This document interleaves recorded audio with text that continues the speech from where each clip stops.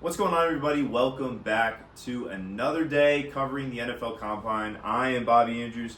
Alongside me is Jed May. We are here covering the Combine in Indianapolis. Like I mentioned, today is day 3, I believe, of us being here. Man, it's all a blur. It's had some busy days, but today, Jed, we got to talk to a few guys. We got to see some guys compete in some drills as well today.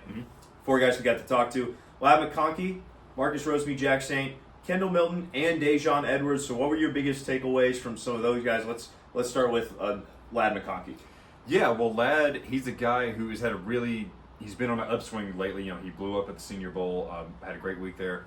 And he said he's trying to show scouts he can basically play wherever. He can play outside, he can play in the slot. He expressed a desire to return punts today, so he's hoping to continue to show that versatility has been a little bit of a buzzword the past couple days. But yeah, he said he's very excited to show the guys what he can do tomorrow and show he can help an NFL team, whether it's on the outside or in the slot. Yeah. Couldn't have said it better myself, Jay. That's basically all that he said today. He said a lot of other things, had some high praise for a couple guys like Carson Beck and stuff like that as well. But the next guy we'll talk about, Marcus Rosemy-Jack Saint, we got to talk to him. He's always a good personality to talk to. Very welcoming, welcomed us this morning. He said, "Good morning, everybody." So very good, very happy, positive atmosphere from him. What was your biggest takeaway from Marcus?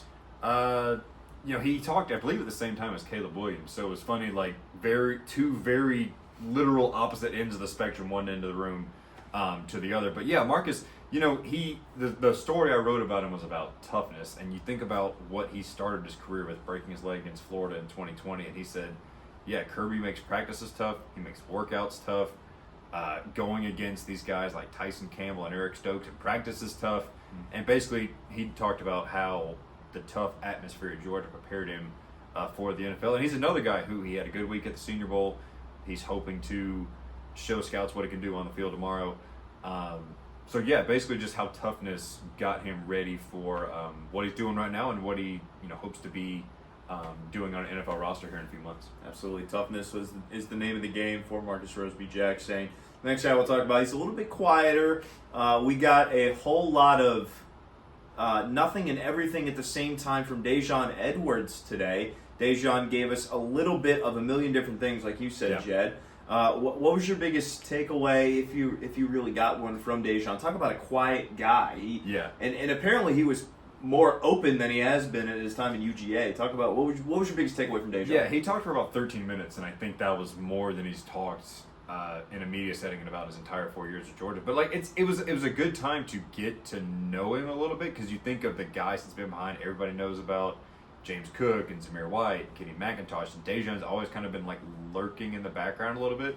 Likes to listen to gospel music before games. Wants to get into real estate after football. Favorite play is inside zone. Favorite running back is Le'Veon Bell. So we got to know him a little bit. He did say he wants to show off. Basically, he's an all-around running back. He can catch the ball. He can obviously tote the rock as well. So, it was a very interesting session because, again, he didn't say a ton, but you also look at it and he touched on a bunch of different topics. Yeah, he mentioned, one thing that you touched on was him being kind of a versatile back. He wants to show that he's kind of all-around back because people kind of label him as a power back. He's kind of, so he's trying to show off here his talents beyond just being a power back. He's an all-around back. So, and the last running back we'll round off with here is Kendall Milton. What was your biggest takeaway from Kendall? He gave us some phenomenal quotes. He's, very outgoing. Kendall Milton, as usual. What was your biggest takeaway from Kendall? And it was funny because Kendall was late to interviews today, and he came up and he's like, yeah, I was getting MRI on my knee, I was getting an x-ray on my elbow because I broke it in 8th grade. Very transparent about all this too. Yeah, and it's when you think about how his Georgia career went with injuries so often, it's like, yeah, of course he would be late for medical things. But and he opened up a lot about his journey. He was like, yeah, there were times I didn't know if I want to keep playing football. Right. His family support system was huge. Guys like Cedric Van Pran, Javon Bullard were huge. Yeah. And he was very open. He's like, yeah, I invested in a lot of stuff at home. He had, foot massager, an electric foam roller. He's doing yoga at home in front of the TV. Yeah. So I think a lot of the narrative was, not necessarily that Kendall was soft, but that he was a guy who he just can't stay healthy. And I think today showed you, like, it killed him to not be out there as much as he could over the past few years. But he did say he thinks his best football is in front of him. Yep. And he is definitely going to be trying to show scouts that when he works out tomorrow. Yeah, absolutely. Kendall Mild looking forward to his best football head, as are we, absolutely. Mm-hmm. And then we also had a couple guys run some drills today. So we had, Javon Bullard and Tyke Smith both ran their 40-yard dashes and competed in some drills. Kamari Lassiter didn't run, but he did compete in some drills, like you mentioned, Jed. And then Brock Bowers ended up not partaking in anything. Mm-hmm. So very interesting. But let's start with, Tyke Smith and Javon Bullard. Man, they were pretty lightning fast today. Javon clocked at a 4.47 in his 40-yard dash, and Tyke with a 4.46, coming in just 1/100th of a second faster than Javon Bullard. And was that a little bit surprising to you, Tyke Smith's speed? Yeah, and for both of those guys, really not necessarily, I guess, surprised at their speed, but you were thinking, okay, how could they help themselves? And those times are definitely times that help those guys, because I think they're both, I guess, on the smaller end, maybe when it comes to safeties or nickels or wherever they end up playing. So you got to have that speed, and they showed that. They were solid in the, I guess on-field stuff, the W drills, the backpedaling, going to get the ball, that kind of stuff. They were both, right? I think Javon just ran the 40, but Tyke was solid in the broad jump, vertical jump. And yeah, they were both great in 40. So an overall positive day for those guys, continuing to show why they can help an NFL defense. Like we talked about last night, they can play nickel, they can play safety.